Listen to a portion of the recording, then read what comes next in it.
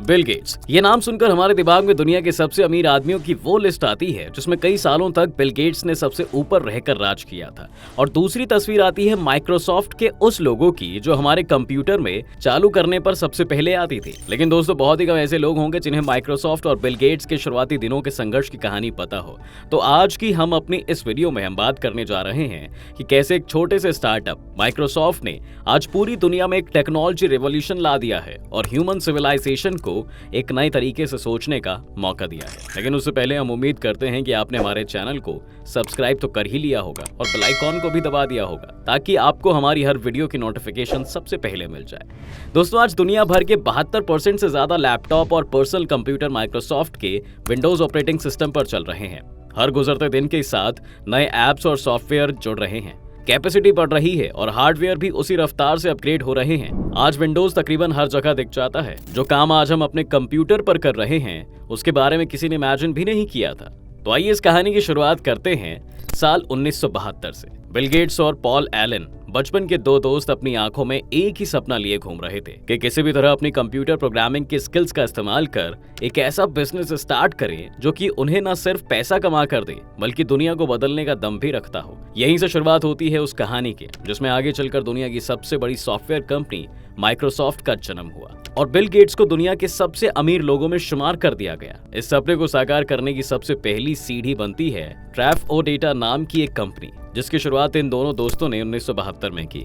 आप में से कुछ लोग ही होंगे जिन्होंने इस कंपनी का नाम सुना हो। तो आपकी जानकारी के लिए बता दें, इनकी ये कंपनी ऑटोमोबाइल ट्रैफिक डेटा को ट्रैक और एनालाइज करने के लिए कंप्यूटर बनाती थी। इसी बीच दोनों के लिए सबसे बड़ा मौका तब आता है जब माइक्रोसॉफ्ट कंपनी की शुरुआत के एक साल पहले जहां बिल गेट्स और एलन को पॉपुलर इलेक्ट्रॉनिक्स नाम की एक मैगजीन से ऑल्टेयर 8800 कंप्यूटर के बारे में जानकारी मिली। इस कंप्यूटर को एड रॉबर्ट्स कंपनी द्वारा बनाया गया था और इस कंपनी के मालिक एक ऐसा सॉफ्टवेयर बनवाना चाहते थे जो इस कंप्यूटर को चला सके और इसके लिए कंप्यूटर प्रोग्रामिंग के बेहतरीन मास्टर्स की खोज कर रहे थे। तो दोस्तों, जैसे ही इस बात का पता बिल गेट्स और पॉल एलन को चला, यह खबर सुनकर दोनों बहुत ही खुश हुए क्योंकि बिल और एलन के पास अपनी किस्मत चमकाने का एक बड़ा मौका था और उन्होंने तुरंत ऑल्टेयर 8800 कंप्यूटर्स को बनाने वाली कंपनी से कांटेक्ट किया और बताया कि वो एक बेसिक कंप्यूटर के प्रोग्राम पर काम कर रहे हैं जो इस कंप्यूटर को चलाने में कैपेबल होगा। इसके बाद इन दोनों ने हार्वर्ड कंप्यूटर सेंटर में पूरे 2 महीने तक रात दिन एक करके कड़ी मेहनत की और एक सॉफ्टवेयर बनाया। इसके बाद इस सॉफ्टवेयर को टेस्ट करने के लिए एलन ऑल्टेयर 8800 को बनाने वाली कंपनी के पास गए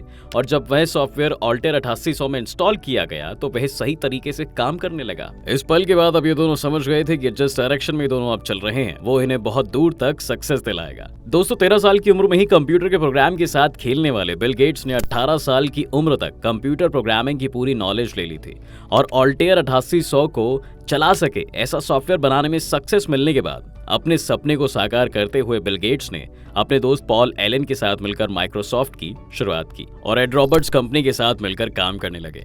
लेकिन इस बीच बिल और एलन ने एक नई तरह की प्रॉब्लम को पहचाना। दरअसल लोग इस कंप्यूटर को खरीद तो लेते हैं पर सॉफ्टवेयर खरीदने के बजाय एक दूसरे के साथ शेयर कर लेते थे जिसके कारण बिल और एलन की कड़ी मेहनत पर पानी फिर रहा था। लेकिन दोस्तों, दोनों ने फिर भी इस बात को लेकर हार नहीं मानी। बिल गेट्स अपने सपने को साकार करने के लिए और जी जान से मेहनत करने लगे थे। बिल गेट्स कंप्यूटर कोड लिखने के काम भी करते और कंपनी के दूसरे कामों को भी संभालते थे। बिल गेट्स अपने एम्प्लॉयज द्वारा बनाए गए कोड्स को खुद चेक करते थे और उसमें से एरर भी निकालते थे। वहीं कई बार जरूरत पड़ने पर कोड के कुछ हिस्सों को खुद फिर से लिखते थे। अब धीरे धीरे बिल की मेहनत और लगन काम करने लगी। कंपनी की तरक्की दिन ब दिन बढ़ती चली गई। इस बीच माइक्रोसॉफ्ट के पास एक बड़ा मौका आया जिससे माइक्रोसॉफ्ट को और ज्यादा पहचान मिली।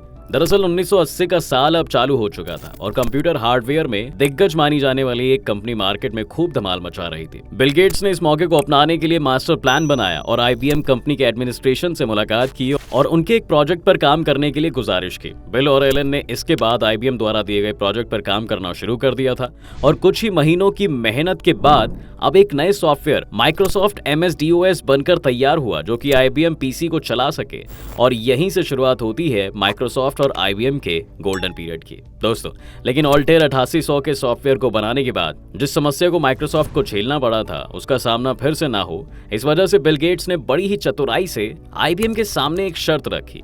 और शर्त यह थी कि आईबीएम जितने भी पर्सनल कंप्यूटर बेचे, उन सभी कंप्यूटर्स में उनके द्वारा बनाए गए MS-DOS सॉफ्टवेयर को इंस्टॉल करके बेचे, ताकि आईबीएम की हर सेल के साथ उन सभी कंप्यूटर्स पर माइक्रोसॉफ्ट भी पैसे कमाए। और इसी शर्त के कारण आईबीएम जितने भी कंप्यूटरों में MS-DOS को इंस्टॉल करके बेचता था, उन सभी कंप्यूटरों से माइक्रोसॉफ्ट को लाइसेंस फी चुकाता था।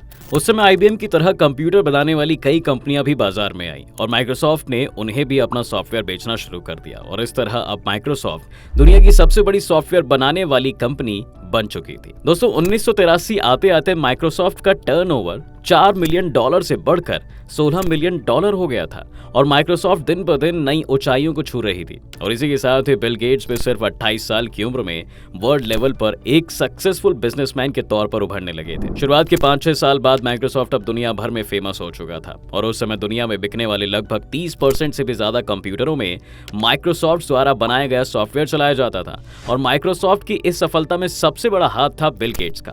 माइक्रोसॉफ्ट को मिल रही सफलता के साथ ही बिल गेट्स भी दुनिया में काफी फेमस होने लगे और उनकी इनकम भी अब बिलियंस में बढ़ने लगी।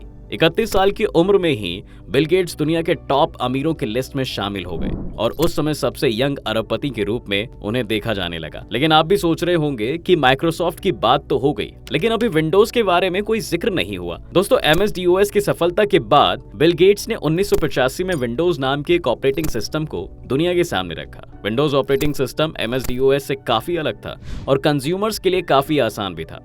विंडोज एक ऐसा सिस्टम था जो माउस से चलता था और टेक्स्ट और इमेजेस को भी स्क्रीन पर दिखाता था। MS-DOS में सभी टेक्स्ट स्क्रीन पर कोड के रूप में दिखाई देते थे। इस प्रॉब्लम को दूर करने के लिए माइक्रोसॉफ्ट ने विंडोज बनाई, जो कंज्यूमर्स को डॉक्यूमेंट ग्राफिक्स के रूप में दिखाए जाने लगे, जिससे उसे इस्तेमाल करने में आसानी हो गई। माइक्रोसॉफ्ट के इस मूव के बाद अब विंडोज लोगों को खूब पसंद आने लगी और इसकी बिक्री भी ज्यादा बढ़ने लगी। विंडोज में drop down menus, title Windows, mouse support और कई एप्स के साथ मल्टीटास्किंग पॉसिबल थी। यह पहला ऑपरेटिंग सिस्टम था जिसे चलाने के लिए प्रॉपर ट्रेनिंग की जरूरत भी नहीं थी। इस ऑपरेटिंग सिस्टम का नाम क्या हो, बिल गेट्स इसे इंटरफेस मैनेजर नाम देना चाहते थे। तब माइक्रोसॉफ्ट के मार्केटिंग ऑफिसर रोलैंड हेंसन ने विंडोज नाम दिया। गेट्स ने विंडोज 1.0 के लॉन्च पर कहा था कि विंडोज यूजर्स को बेमिसाल पावर्स देगा। यह अगले कुछ सालों के लिए हार्डवेयर और सॉफ्टवेयर डेवलपमेंट की नींव रख रहा है। लेकिन इस कहानी का सबसे दुखद हिस्सा ये रहा कि पॉल एलन ने 1983 में हॉजकिन लम्फोमा नाम की एक बीमारी के चलते कंपनी से रेगुलर तरीके से दूर रहना शुरू कर दिया और अक्टूबर 2018 में उनकी मौत हो गई। तो दोस्तों, इस तरह बिल गेट्स ने केवल कंप्यूटर की ही दुनिया को ही नहीं बदला, बल्कि बिजनेस के तरीकों में भी बहुत से रिवॉल्यूशनरी बदलाव ला दिए हैं। उन्होंने कंप्यूटर को एक हाउस होल्ड आइटम बना दिया जिससे इंटरनेट पूरी दुनिया में फैल सके। उनके सॉफ्टवेयर बिजनेसेस में आज इतने ज्यादा इस्तेमाल किए जाते हैं कि उनके बिना आज के समय को इमेजिन करना भी मुश्किल है। लेकिन गेट्स यही नहीं रुके। उनके MS ऑफिस ने एक और बहुत बड़ा बदलाव ला दिया, जिसने दुनिया को ही पूरी तरह कंप्यूटराइज्ड करने का काम कर दिया। इसमें Microsoft word, Microsoft outlook, power point और एक्सेल का भी एक बहुत बड़ा योगदान रहा। आज बिल गेट्स और पॉल एलन के शुरू किए हुए इस वेंचर ने दुनिया को एक नजरिया दिया है। बहरहाल, अगर आपको बिल गेट्स और माइक्रोसॉफ्ट की ये कहानी पसंद आई हो तो हमें कमेंट बॉक्स में जरूर बताएं। साथ ही वीडियो को लाइक करें और अपने दोस्तों के साथ शेयर करें और हमारे फेसबुक पेज को भी फॉलो करना बिल्कुल ना भूलें।